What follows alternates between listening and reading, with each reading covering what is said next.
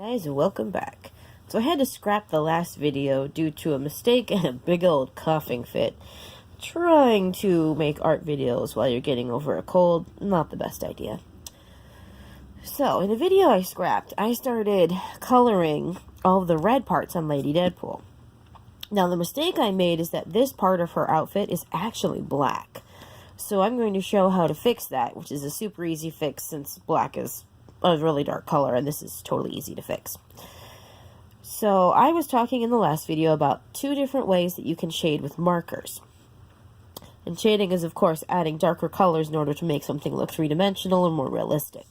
So on her head, I have used a shading method where instead of doing a lot of one color at a time kind of work, I colored just this part of the head in with my first color, then immediately grabbed my second color, added shading, my third color, and added shading.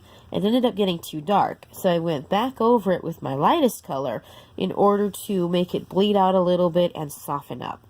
So I'm going to show you a similar method here on this arm, and then I can go ahead and get finished up with the rest of the red on her outfit. So I started off with an Artist Loft marker, which is Candy Apple. And now I'm going to come in, I'm going to ignore this shoulder for now, because that should be black, and we'll fix that in the black coloring. Then I'm going to remember that my shading is, my light is coming from over here, so all my shadows will be cast on this side. And I'm going to do just a little bit of shadow under her metallic armband. Accentuate some of the muscling in her arm, not a lot because she's a girl, and I tend to like my girls to be a little bit more feminine. And shading is fairly simple for the most part. You can literally just pick out the shadows wherever you think that they're going to fall. You can use references to help you until you're comfortable finding them yourself. And really, it's not as hard as it seems to be. And it is a very simple way to add so much dimension and realism and just extra oomph to your piece. So that is my first level of shading. I like to think of shading as layers or levels. In digital art, you use layers. Here is the next, which is another Copic marker, which I'm using because they blend beautifully together. And now I'm going to go just for a little bit of color. I don't want a ton because this color is pretty dark. If I put too much of it on, it will look really heavy and just kind of weird compared to the rest. So already, it does look a little weird. The colors that I'm using are just a little too far apart to really get that smooth blend. If you want smoother shading, you can pick colors that are a little bit closer together, and that will help with that. Otherwise, you can grab your base color and just start applying it right on top to blend that in a little bit better. There we go. It's looking pretty good. Now I'm going to come back in with that last color and add it here to... Boop, boop. Awesome. That's looking really cool.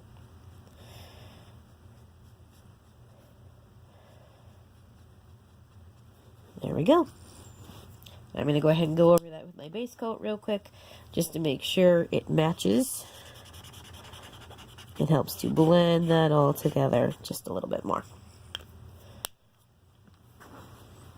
Alright, that's looking really cool. Now we gotta keep going. We're getting so close to finally finishing her. So when you're coloring detail, take your time. Some places are easier to fix than others. I'm rushing because of trying to keep to my video time limit, which I think I talked about in a previous video, but basically I use my phone for everything for YouTube, and in order to be able to do longer videos and live art videos where people can watch me working at the same time as they're watching and being able to comment, and maybe even doing some request streams where you say, hey, can you draw this? And I will do my best to draw it on camera for you right as you watch. But in order to be able to do that, I have to have 100 subscribers. So if you haven't already subscribed and you like what you see, please go ahead and do so. And if you wouldn't mind sharing the video around, that'd be awesome. I do this mostly for fun. I don't get any money out of it. Maybe someday I will, but for right now, I just want to be able to use it as a resource and share a little bit of what I do with others. Alright, so we've colored that middle part. Now I'm going down through her arm real quick. This is going to look so cool when it's done. All the contrast of the crazy rainbow everywhere. And again, I'm not worried about going outside the lines. I will have a final video at the very end of this process showing how I fix my mistakes. Because again, it is progress over perfection. If I restarted every time I felt like I messed up, I would never finish anything. And that is just part of the learning process for artists. Some things you want them to be absolutely perfect from the get-go, but it's just not a realistic expectation because guess what? We're human beings. We make mistakes quite often. So a big part of learning the mastery of your talent, the mastery of your style, and of your supplies is understanding how to fix them when you mess up. And if it can be fixed, and just trying to fix it. You can learn so much from just trying to fix a mistake. And not all mistakes are serious mistakes. A lot of times they can just be an opportunity for something else. So I don't worry about it. I don't sweat about it. And I certainly don't get upset about it because I've already made probably 50 mistakes in this piece of art.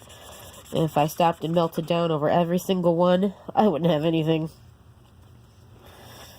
Well, a big part of art is reminding yourself that no matter how good you are still in the middle of learning. Because there is literally always something to learn about art, just as there is about life.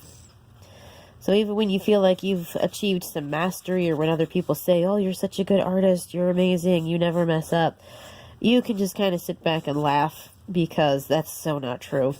We all mess up. We all have failed pieces of art and failed, even for our YouTubers, failed videos that never see the light of day because they were terrible or felt like it had a major mistake. And a lot of times mistakes that we feel are bad, other people don't even notice. So make sure you give yourself a break, slow down, don't worry about it too much.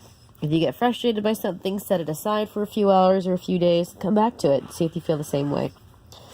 Alright, I am almost done shading up this. I'm going to continue this off screen, and I'll see you guys next time.